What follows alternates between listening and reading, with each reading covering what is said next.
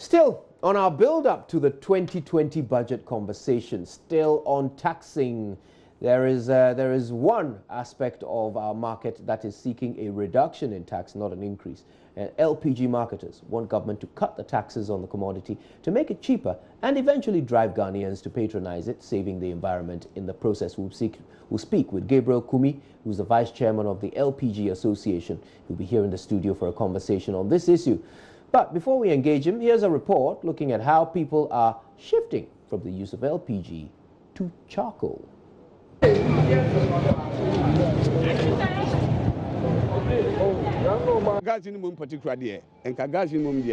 not to say gas isn't good. It is, but honestly, I prefer charcoal to gas. Gas is too expensive and it does not even last long. It's 8 p.m. in Accra, just around the time the market booms for sellers of noodles, tea, rice and other eatables. Dinah has been selling noodles in the evening for more than 5 years. She owns a 2-burner LPG stove, but she doesn't cook on it. Instead, she uses it for storage. She says she stopped using it for the past few months due to the drastic increment in LPG price. Now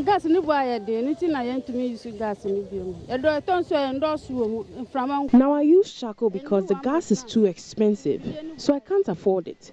A full bag of charcoal costs 60 or 70 cedis depending on the type of wood, and it's able to last for 2 months. I won't use gas again until it is reduced. We don't know 600,000, a bit 500. It depends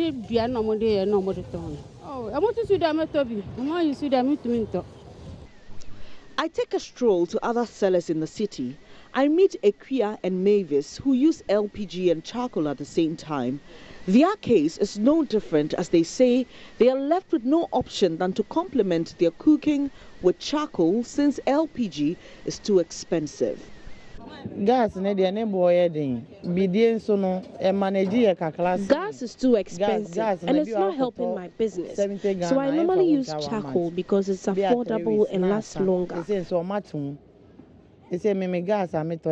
1 million and we try 1 month. These women want government to intervene and help reduce the price of LPG in the country. Government should please help us with the price of the gas. Until now, LPG has been the preferred choice for many people in Ghana. But barriers such as cost and access are beginning to force a shift from LPG back to charcoal. This, environmentalists warn, could have dire consequences on the environment, such as rising sea level, among others. Let's talk a bit more about this. Now, joining me in the studio is Gabriel Kumi. He's the vice president of the LPG Marketers Association. Right, Gabriel, good to see you. Thank you for coming through. Good to see you, my brother. All right, so clearly you want a tax cut on it. You see it as a more environmentally friendly option. But people are already moving from it to charcoal. What's the strategy there to move them back? Unfortunately, that's the case. But we feel it's not too late. Once the product is made cheaper, I mean, it's about alternatives. Once people have a cheaper alternative, they'll by all means go for it. But if we're able to remove all these taxes and levies from LPG and make it cheaper than charcoal, people will come back to LPG. All right. So tell us, I mean, let's work the numbers. Exactly what taxes can be taken off LPG to make it a cheaper alternative than charcoal? Kojo, let me give you a bit of history. LPG was introduced in Ghana in the 70s and the 80s and the 90s. And at that time, the product was heavily subsidized because government at the time saw the need to promote the use of LPG. In fact, we subsidized the LPG to the tune of about 60% some time ago. It means government was paying as much as 60% of the cost of LPG for consumers. We did that till the consumption of LPG started rising. It got to a point that the subsidy amount became so huge. So government felt that it could no longer find the money to pay for the subsidies. So it took itself off the subsidies, to remove all the subsidy from the LPG and asked us to go full cost recovery. So we went at full cost for some time. But around 2014, 2015, when crude oil prices dropped so low to about $32 per barrel, that was the time we should have used the opportunity to promote the use of LPG, because we should have been buying LPG at a very, very, very cheap rate at the time. You know, LPG is pegged to the crude oil price. Yeah. But unfortunately, government at the time saw that as an opportunity to introduce, rather saw it as an opportunity to introduce taxes. And government heaped a lot of taxes on the product. Over the time, what has happened is that the taxes have remained very constant, while crude oil price keep rising to about $60 that we have now. Yeah. And that has shot up the pump price of LPG to a height that the ordinary consumer is no longer able to afford. If you look at the statistics, between 2006 to 2015, LPG consumption in Ghana was growing at a rate of 16.16%. But if you fast forward it, after the tax had been introduced in 2015, from 2016 to present, LPG consumption in Ghana has been relatively very stagnant. And our projection is that if the price remains as it is now, by next year, LPG consumption in Ghana will start declining. Right. Because if you look at the way, in fact, in the whole of Africa, Ghana's LPG price is about one of the highest, if not the highest. Even countries like Burkina Faso, who comes to Ghana to lift LPG, are subsidizing the product in their country. So we feel that, and you know, ironically, government has set itself an objective for LPG sector. His Excellency, the President, through the Ministry of Energy and to MPA, has taxed MPA to increase consumption of LPG and penetration from the current 25% to 50% by the year 2030.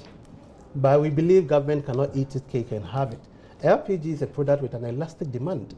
What that means is that if you want to engender consumption, if you want to grow consumption, what you do is you lower prices so that you attract a lot of people into the consumption net. So your own objective of increasing access and penetration from 25 to 50% by the year 2030 could be achieved. But once you raise the price, you disenfranchise a lot of people from consumption and you push away a lot of people from consuming. Let's walk through the numbers. So what percentage of the cost of LPG is taxed? The cost you pay for every liter or every kilo of your LPG, about 23–25% is made up of taxes. Right. And we believe if this is taken off the product, we can even achieve the government objective of 50% access in 5 years instead of 10 years that the President wants us to achieve. Because if you look at before the introduction of the tax, the growth in the sector, you can clearly see. And a shining example, in July this year, prices dropped to about 4 cedis per kilo. Now it's about 5 cedis. And on that month, we were able to increase consumption from the average of 25,000 metric tons to 28,000 metric tons for that month. But after that month, the price went up again, and we went back to 24–25% on the average. So it clearly shows that if you bring down the price, you are able to get more people into consuming the product. Let's assess exactly how elastic this demand is. So walk me through a typical purchase for a family. So how much would a family normally spend on LPG in a month? We're looking at currently the average cylinder size that we have at home, that's the 14.5 kg. Currently it's costing about between 85 and 90 cedis, 90 Ghana cedis. Right. And a typical family need a minimum of one of these. And you know, currently LPG, domestically, LPG is being consumed by the upper middle income upwards. Okay. This is the bracket that really consume LPG domestically. What we really need is the critical mass of our people, which is the lower middle income downwards. This is the critical mass we need to support government's drive to increase consumption of LPG from 25% penetration to 50%. But unfortunately, these critical mass that we need are unfortunately not able to afford the product. Because you are looking at the average income of the ordinary Ghanaian, which is about 400, 500, 600, and you are asking them to use about 20–25% of that income to buy just LPG for the month. We feel that is too strong for the ordinary Ghanaian to bear. Right. Now, so let's continue the analysis. If you're spending almost 100 cedis a month, a family is spending almost 100 cedis a month on LPG, even if you take away all the tax, that brings it down to what, 75 yes. cedis a month. And still, if the average family is earning 500 cedis a month, yeah. then they are not going to spend 75 cedis a month on LPG either.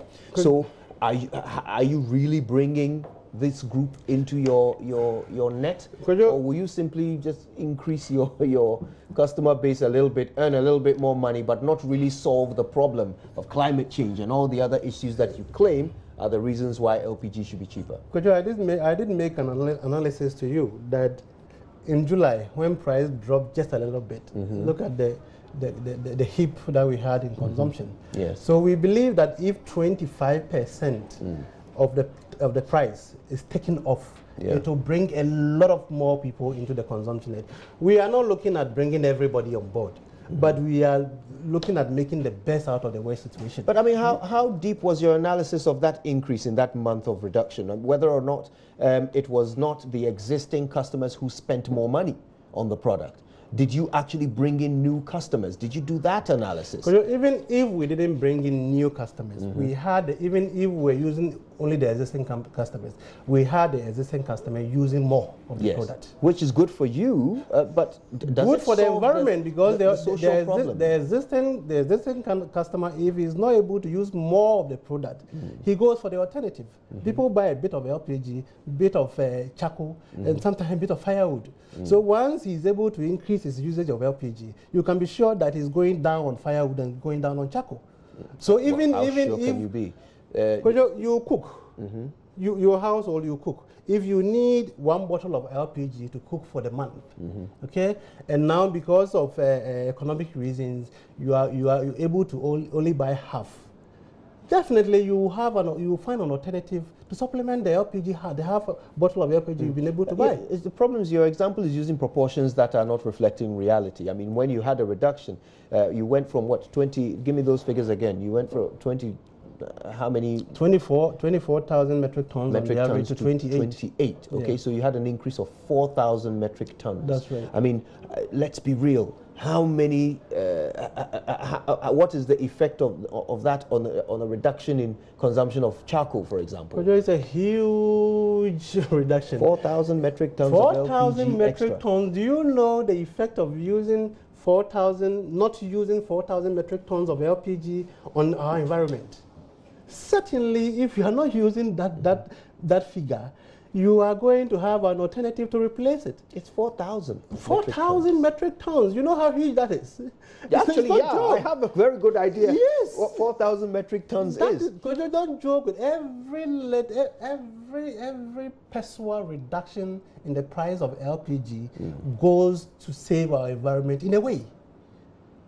So you're maintaining that this is not more of an argument for LPG retailers and wholesalers to just make a bit more money, that this will actually make an impact on our environment. People will actually stop using charcoal, which is infinitely cheaper than LPG. Even if you get a 25% reduction on the price. Even if I'm to go by your argument and your devil's advocate and say that the LPG marketing companies in Ghana wants to make more money, if we are going to make more money and save our environment, what is so wrong? So that's my question. Will we save the environment? We are going to save with environment. a 25% reduction in the price. Exactly. The 25% reduction in the price can get us back to the growth of 16.16% we were experiencing between 2006 and 2016.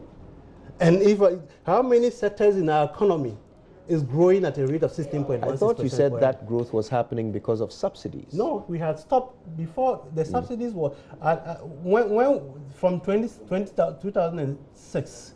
We had stopped the subsidy. So we had full cost recovery between 2006 and 2015. And you were still growing at 16%. And we were growing at 16.16%. Okay, so after the tax had been introduced, that is why consumption has been very stagnant over the years. So what are you hoping to hear in the budget about LPG? We believe if government wants to achieve its projection for LPG sector, if government seriously wants to grow consumption of LPG from 25% penetration level to 50% by the year 2030, then government have no other option than to take off all the taxes and levies from the product, make it more accessible, make it more affordable, so the ordinary Ghanaian can use it. If government is serious at saving our environment and eventually saving Mother Ghana, the best option at this stage is to remove all the taxes. Our finance minister is very, very, very good at removing nuisance taxes. And we believe one major nuisance tax that has escaped his lens over the years is the taxes on LPG. And at this stage, we are calling on him that tomorrow we will be at Parliament House. And we know this is a listening government. This government is a very listening government. I mean, take it or leave it. And they've heard us. We've written a lot of letters to the finance minister, to the presidency, to the vice president, to everybody and anybody that matters in this country. That if we really want to save our environment and save Mother Ghana, then the taxes on the LPG must go tomorrow. All right. Gabriel Kumi speaks for those who deal in LPG products. Thank you so much for making the time to be with us. Now, we're not done with our conversation on budgets yet. We're going to talk about expectations ahead of tomorrow. Tax expert William Owusu Demechia will be here. And, of course, well, we'll be hearing from him and the experiences and expectations he's been sharing. Stay with us. I pick my expectations from what people are saying. For instance, the chairman of the Finance Committee of Parliament says that government should focus on two things. He thinks health and roads, and that government should not introduce new taxes. I hope government will listen to that, because we have, as I always advocate, we have enough tax handles in the system. What we need to do is to find out whether they are working as efficiently as they ought to. What I see as enforcement. If we go outside and implement, we should look at unexplored areas such as property taxation. Again, I say caution to that. We need to take our time and get it. Property taxation? Yes. What's about that? Property taxation, if you look at it in the real sense, what Ghana has is property rates. Okay. People pay annual amount or ground rent. But when we talk about property taxation, you are looking at a period of time, the value of a particular property. If the property appreciates in value, then you're looking at the change in or the increase in value of the property, and you are exerting a tax on the increase in value. Most developed countries have that, but you need to be able to get the valuation right. Okay. You need to set the parameters for which will be the baseline period and where are you measuring it to be able to get the needed increase and get them to pay. So these measures require us to take our time and get it right. So I always say the tax policy is good, but let us proceed cautiously.